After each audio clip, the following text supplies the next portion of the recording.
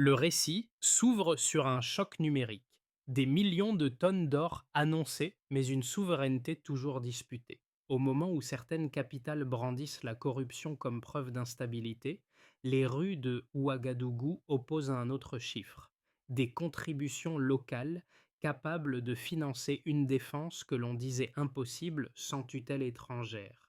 Que signifie réellement cette contradiction pour ceux qui voient en Ibrahim Traoré non pas un putschiste, mais le pivot d'une économie qui refuse de s'effondrer? À l'horizon, un pays avance au rythme d'un métal qui redessine son destin.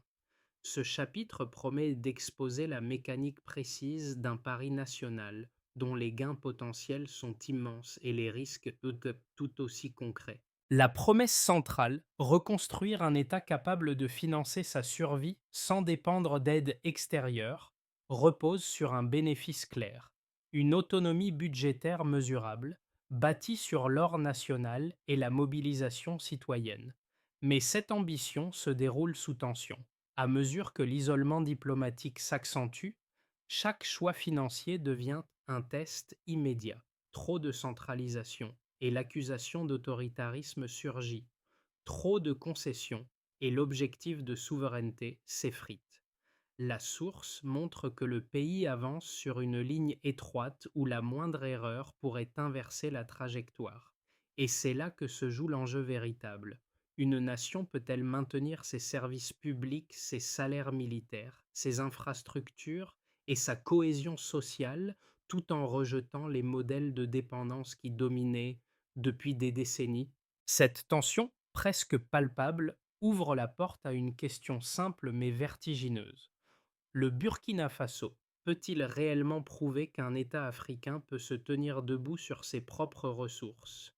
La révélation tombe avec une netteté inattendue. Plus de 6 millions de tonnes d'or inexploitées deviennent soudain un levier politique autant qu'un champ de bataille narratif. Dans le même souffle, un second chiffre surgit. 50 millions de dollars collectés en quelques mois auprès de citoyens et de coopératives et recompose le débat sur la souveraineté économique. Ces deux données, mises côte à côte, redessinent sur le cadre dans lequel évolue le Burkina Faso. Elles expliquent pourquoi accusations, méfiance, manifestations et sanctions se sont entrechoquées dès 2023. Le pouvoir affirme que ces volumes prouvent la possibilité d'un financement interne durable. Les chancelleries occidentales, elles, y voient au contraire la trace d'une centralisation opaque. C'est à ce moment que l'histoire s'élargit. L'arrivée d'Ibrahim Traoré en 2022, portée par une rupture assumée avec les dépendances héritées du néocolonialisme, bouleverse la hiérarchie des leviers économiques du pays.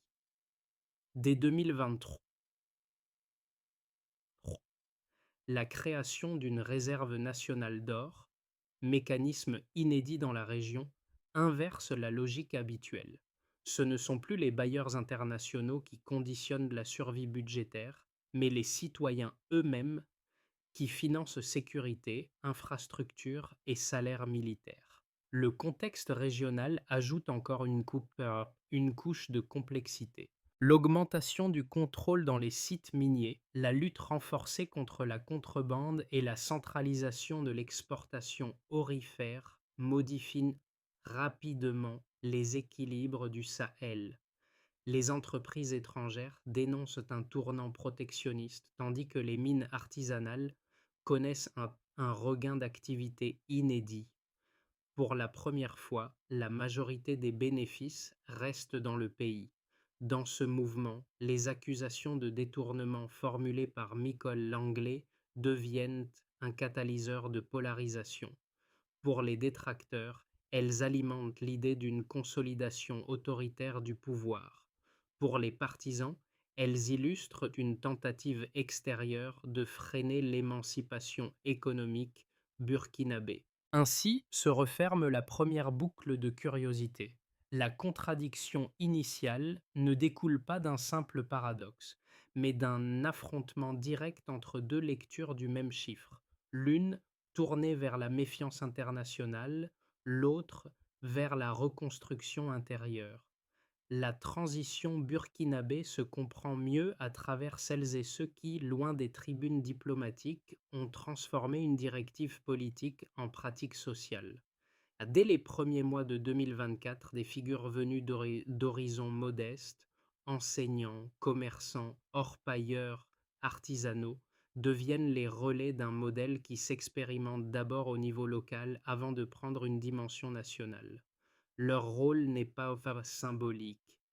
Ils matérialisent l'idée que la souveraineté économique ne peut fonctionner que si chaque citoyen accepte de contribuer, de vérifier et de protéger les ressources communes. Un premier cas l'illustre avec clarté. À Bobo Dioulasso, une coopérative d'orpailleurs décide de céder une part stable de sa production d'or à la réserve nationale. Cette décision n'est pas issue d'un décret coercitif, mais d'un choix collectif visant à garantir que la richesse extraite du sol bénéficie directement aux communautés environnantes. Les revenus issus de cette contribution régulière permettent d'améliorer la sécurité de zones auparavant instables, facilitant la reprise graduelle de l'activité commerciale. Un second exemple, quelques semaines plus tard, confirme cette dynamique. À Owahiguya, des enseignants d'une école publique réorientent leurs primes pour financer la construction d'un poste militaire local. L'initiative, modeste dans ses montants, entraîne pourtant une réorganisation rapide. Présence renforcée des patrouilles, réouverture de classes auparavant fermées, retour progressif des marchés de quartier.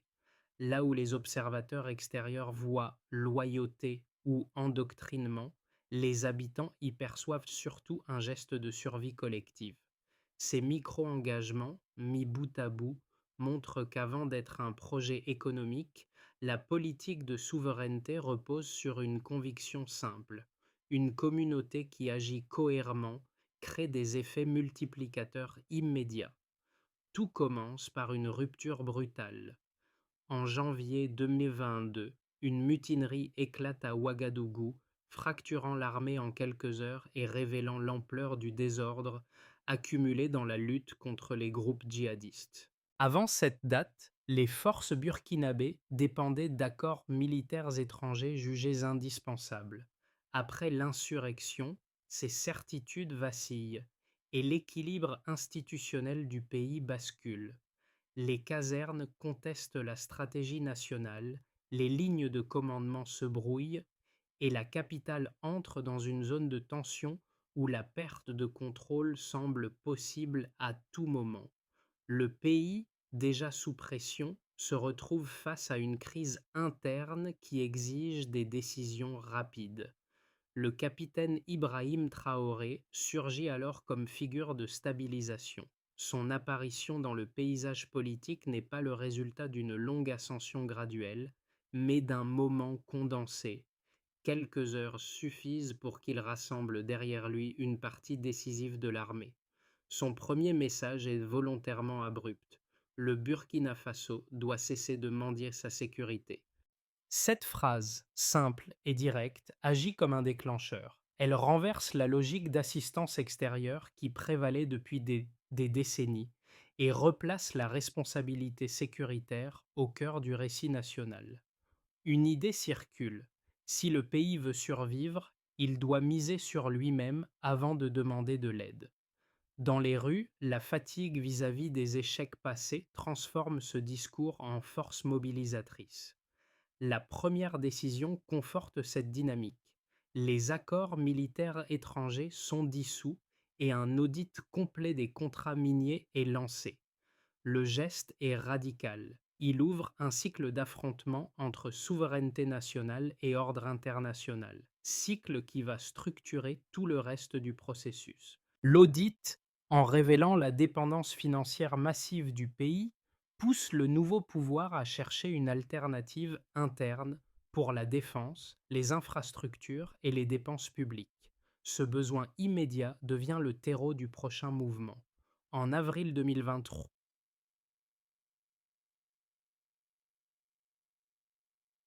un second choc intervient, la création d'une réserve nationale d'or. L'annonce bouleverse le Sahel. Le gouvernement impose la centralisation stricte de l'exportation aurifère, provoquant l'hostilité des entreprises étrangères qui dénoncent un protectionnisme autoritaire. Mais sur le terrain, l'effet est un fort différent. Les mines artisanales, auparavant marginalisées, voient leurs revenus augmenter. Pour la première fois depuis longtemps, les bénéfices du métal jaune commencent à rester sur place. Le contraste est frappant. Alors que les chancelleries occidentales s'alarment, les communautés minières ressentent un début de respiration économique. C'est dans ce climat que surgit l'accusation américaine. Le général Langley affirme que le gouvernement détournerait l'or pour consolider son pouvoir. L'information circule vite, renforçant la pression internationale. Mais la réponse du pouvoir est immédiate. Des chiffres, encore des chiffres. Ibrahim Traoré expose publiquement les données clés. 6 millions de tonnes inexploitées, 50 millions de dollars collectés, et affirme que la transparence sera totale. Les données deviennent son arme politique, son langage de légitimation. En août 2023, un troisième événement secoue le pays, une tentative de coup d'État menée par des officiers dissidents. L'action échoue. Le soir même, le chef de l'État réapparaît entouré de soldats et de civils, cristallisant une image de résistance.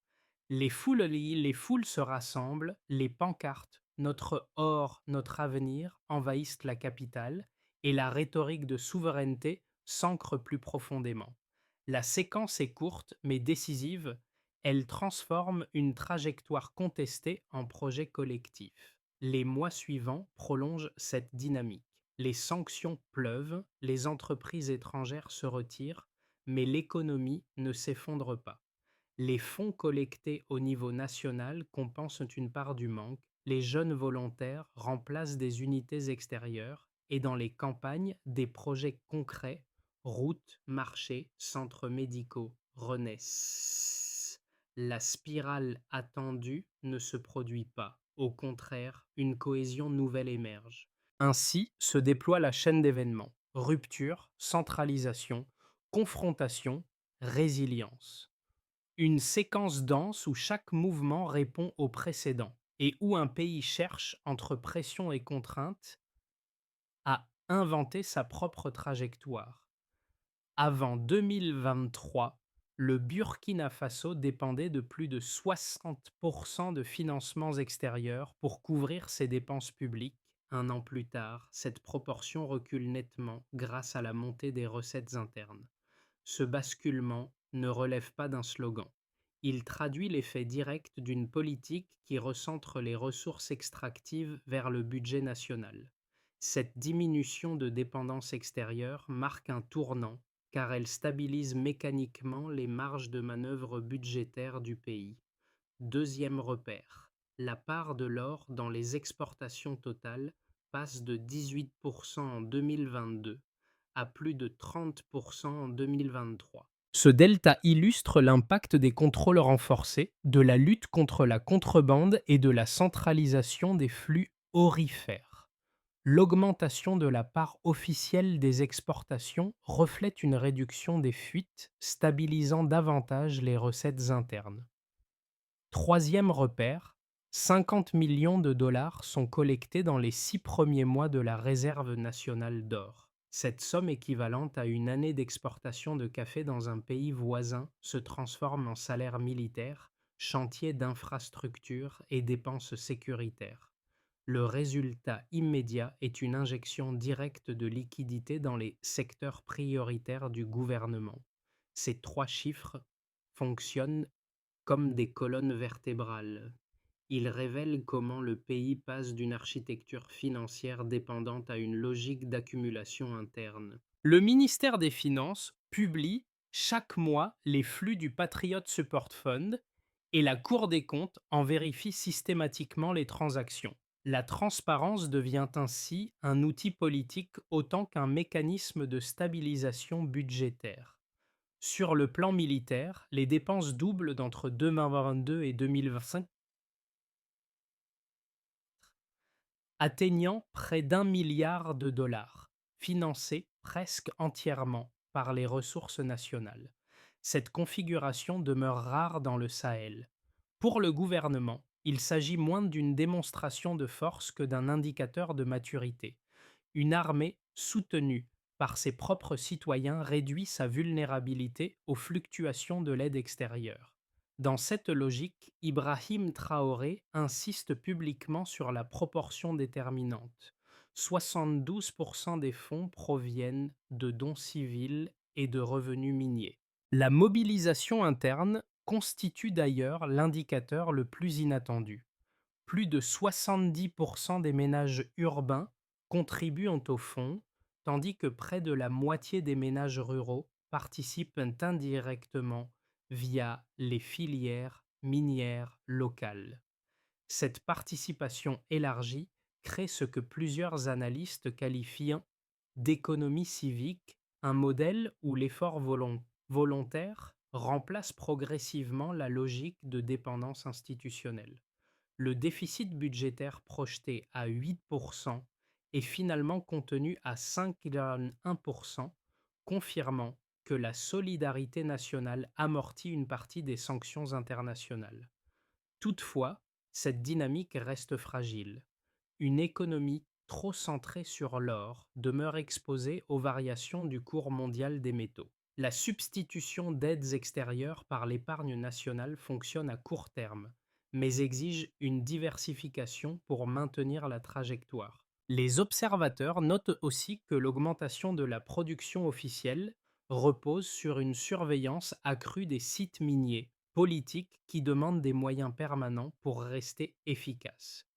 Pour l'instant, les indicateurs racontent une évolution concrète. Un État qui finance plus de la moitié de sa défense sans capitaux internationaux, un budget soutenu par sa population et une gouvernance qui tente de combiner fermeté et transparence. En résumé, les chiffres montrent un pays qui cherche activement à consolider une autonomie longtemps jugée impossible. Deux thèses dominent le débat autour de la stratégie burkinabé, et chacune mérite d'être présentée dans sa forme la plus solide avant toute conclusion. La première soutient que la souveraineté économique proclamée n'est qu'un vernis. Selon cette lecture, la centralisation de l'or confère au pouvoir un contrôle vertical sur les ressources stratégiques, réduisant l'espace d'action du secteur privé et isolant le pays des institutions financières internationales. Les sanctions, gel d'avoirs, retrait d'ambassadeurs, suspension d'aides, seraient alors le reflet logique d'un système perçu comme autoritaire. Dans cette perspective, la hausse des dépenses militaires et la mise à l'écart de partenaires historiques risquent de fragiliser durablement l'économie nationale. La seconde thèse, tout aussi structurée, affirme au contraire que l'ancien modèle fondé sur l'aide extérieure a atteint ses limites. Pendant des décennies, les prêts du FMI et de la Banque mondiale ont produit des dettes sans croissance soutenable. Les infrastructures stagnaient et la production aurifère profitait davantage aux intermédiaires étrangers qu'aux communautés locales. Les défenseurs de cette position considèrent que la politique actuelle transforme enfin la richesse minérale en capital citoyen. Ils rappellent que les contributions internes, la hausse des exportations officielles et le contrôle accru des filières minières constituent des indicateurs positifs, non des signes de dérive. Face à ces arguments contradictoires, la réponse gouvernementale repose sur un élément vérifiable: la transparence des flux. Le ministère des Finances publie mensuellement les mouvements du Patriot Support Fund et chaque transaction est auditée par la Cour des comptes. Ce protocole, peu courant dans la région, vise à dissiper l'idée d'un enrichissement opaque. Ibrahim Traoré, en insistant sur la vérification systématique, cherche à distinguer sa démarche d'une simple rhétorique nationaliste.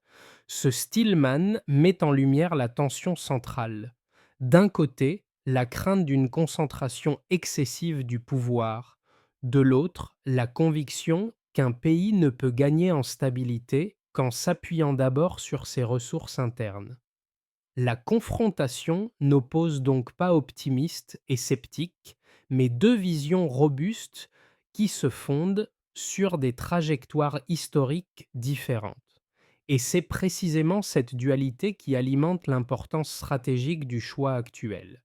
Entre prudence institutionnelle et expérimentation nationale, le Burkina Faso avance sur une frontière encore mouvante. À la charnière de 2020,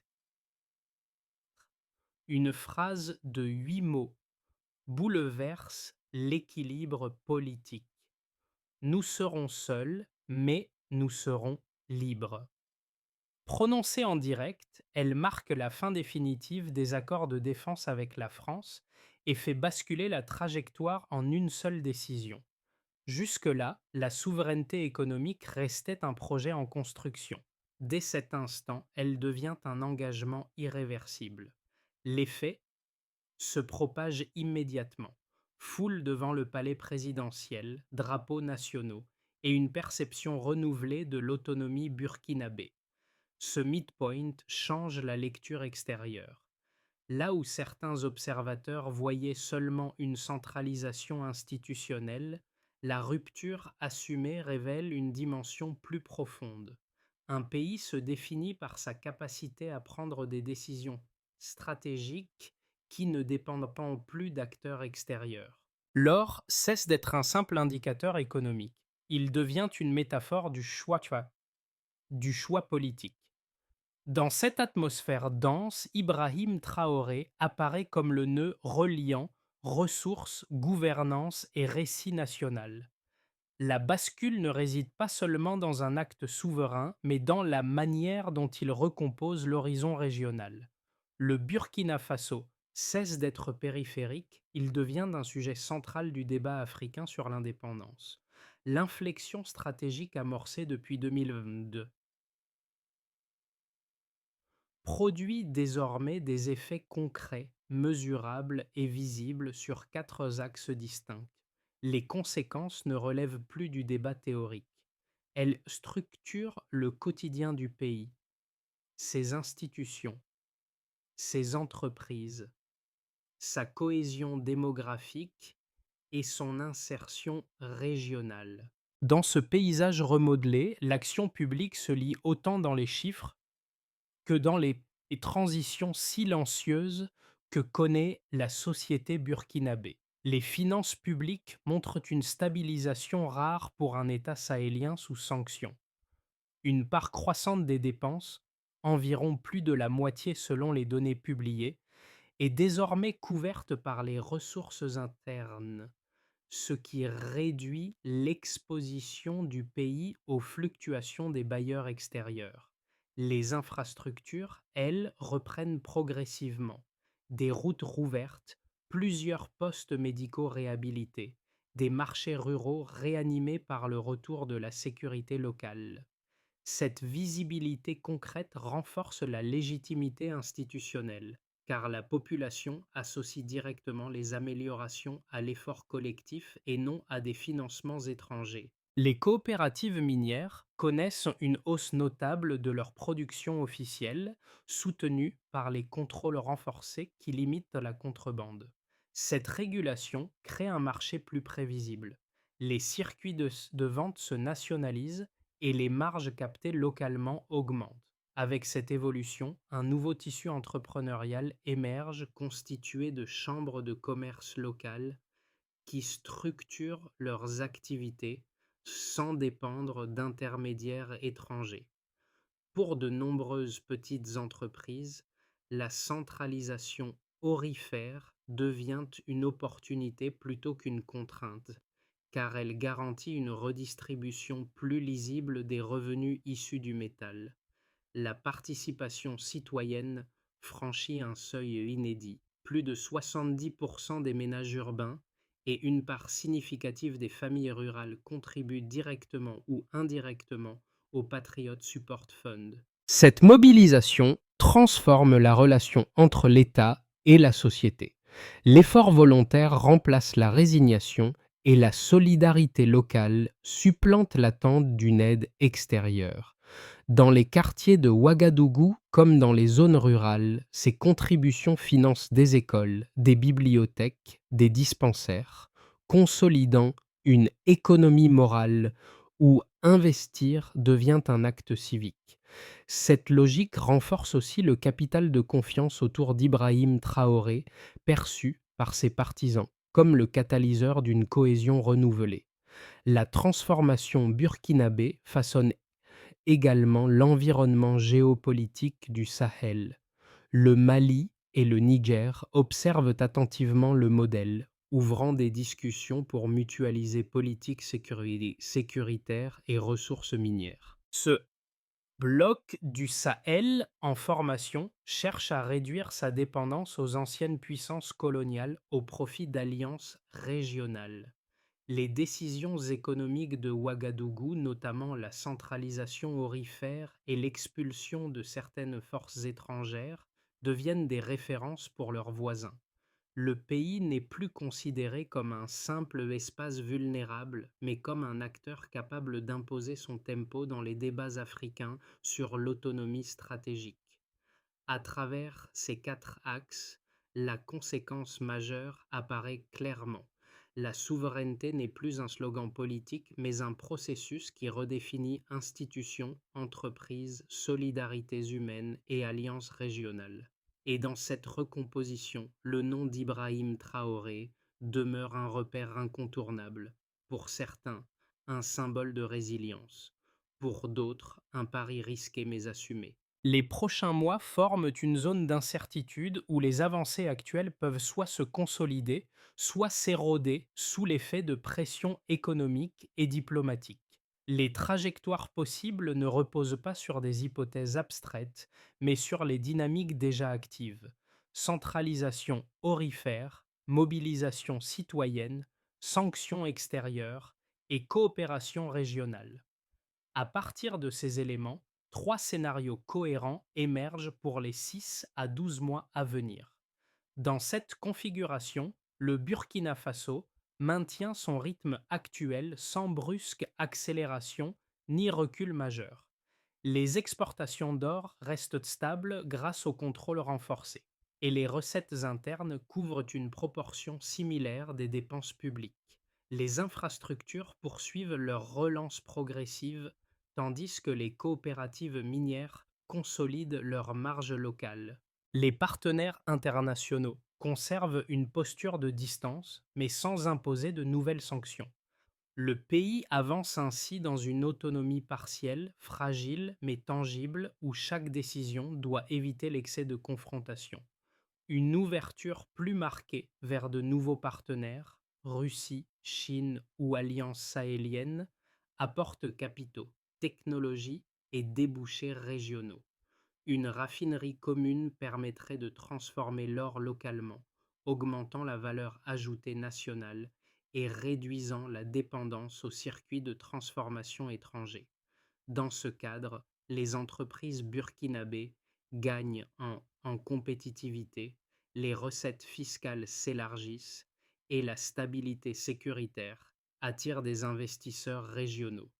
Les projets sociaux, financés en partie par le Patriot Support Fund, entrent dans une phase plus structurée. Le pays deviendrait alors l'un des pôles émergents du Sahel. Cette dynamique renforcerait aussi la stature régionale d'Ibrahim Traoré, associée à un modèle d'autonomie réussi. Une chute significative du cours mondial de l'or ou une nouvelle vague de sanctions provoquerait une contraction budgétaire brutale. Les programmes sociaux seraient ralentis, les salaires militaires pourraient subir des retards, et l'inflation alimenterait les tensions urbaines. Le tissu économique local, encore fragile, risquerait de s'affaisser si les coopératives minières perdaient une partie de leur rentabilité.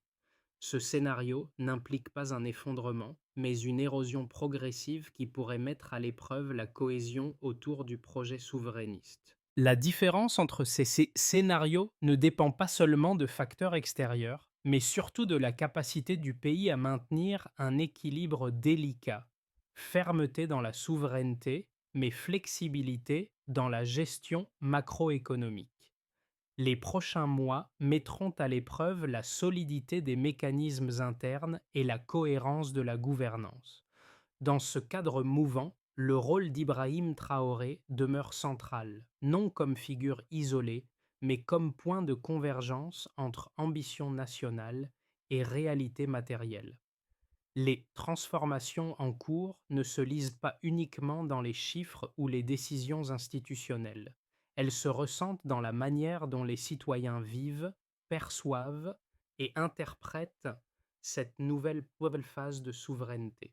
Pour beaucoup, la période actuelle représente une transition où la fierté remplace peu à peu la résignation et où l'idée de contribuer à l'effort national devient un marqueur d'appartenance plutôt qu'une contrainte. Ce changement de perspective émerge dans les quartiers urbains comme dans les zones rurales, où les projets communautaires, dispensaires, écoles, bibliothèques prennent une place croissante dans la vie quotidienne. Pour les travailleurs du secteur minier, le modèle en cours modifie leurs attentes. Là où les revenus étaient souvent absorbés par des intermédiaires extérieurs, la redistribution locale créée par la centralisation augmente la visibilité des bénéfices. Les coopératives se structurent, les circuits se clarifient et les habitants constatent que leur participation peut générer des effets rapides. Ce lien direct entre production et amélioration collective transforme leur rapport à l'État, qui n'est plus seulement perçu comme une entité distante, mais comme un partenaire concret. La jeunesse, elle, adopte une posture nouvelle. Entre volontariat, initiative de quartier et contribution au Patriot Support Fund, une culture de responsabilité partagée se développe. Cette génération voit dans la politique de souveraineté un espace pour agir plutôt qu'un récit imposé. Et si certains restent sceptiques, la majorité observe que les décisions actuelles influencent réellement leur environnement immédiat. Dans ce contexte, l'avenir prend une dimension plus personnelle. Chacun peut s'interroger sur sa place dans cette dynamique. Comment contribuer? Comment suivre les transformations? Comment évaluer les résultats? Les gestes simples comptent, qu'il s'agisse de soutenir un projet local, de s'informer via les rapports publics ou de participer aux initiatives communautaires. Car au-delà des débats géopolitiques, le sentiment de construire quelque chose ensemble devient l'un des effets les plus marquants du modèle porté par Ibrahim Traoré. La transition actuelle ne peut durer que si elle s'appuie sur une méthode claire, mesurable et cohérente. Le gouvernement a déjà esquissé plusieurs axes, mais leur efficacité dépend d'une exécution régulière et d'un contrôle public constant. Voici une feuille de route opérationnelle centrée sur des actions précises plutôt que sur des intentions générales. L'objectif est de l'inscrire dans le cadre constitutionnel pour garantir sa pérennité. Cette étape doit être portée par le Parlement et validée avant la fin du prochain cycle budgétaire. L'indicateur principal sera la publication annuelle des stocks, vérifiée par une instance indépendante. Les ministères de l'Agriculture et des Technologies sont chargés d'initier d'ici 12 mois des programmes pilotes dans l'irrigation locale et les outils numériques ruraux. Le suivi se basera sur deux mesures: la hausse de la productivité agricole et le nombre de coopératives connectées aux plateformes publiques. Le Burkina Faso doit coordonner avec le Mali et le Niger des mécanismes communs de contrôle aurifère et de surveillance frontalière. Un calendrier trimestriel permettra d'évaluer le volume des opérations conjointes et la réduction de la contrebande. Cette étape renforce la stabilité régionale et soutient l'autonomie déjà revendiquée par Ibrahim Traoré. Chaque ministère devra publier tous les 3 mois un tableau simplifié comprenant production, santé, éducation et infrastructure. L'outil de mesure reste la transparence, accessibilité des données et vérification par les médias indépendants. Les associations locales sont invitées à structurer des programmes de participation volontaire. Le succès se mesurera au nombre de projets financés collectivement et à la continuité des contributions citoyennes. Cette feuille de route, si elle est appliquée sans interruption, transforme l'élan actuel en trajectoire durable et donne un cadre solide au modèle défendu par Ibrahim Traoré. Le récit trouve son élan final en revenant là où tout semblait modeste. Une coopérative d'orpailleurs à Bobo Dioulasso et une école publique de Ouaïgouya. Ces gestes simples, une part de production versée à la réserve nationale, des primes d'enseignants transformées en postes militaires locaux, avaient ouvert une brèche dans la manière d'imaginer la souveraineté. Aujourd'hui, ils résonnent comme les premières pierres d'un mouvement devenu national.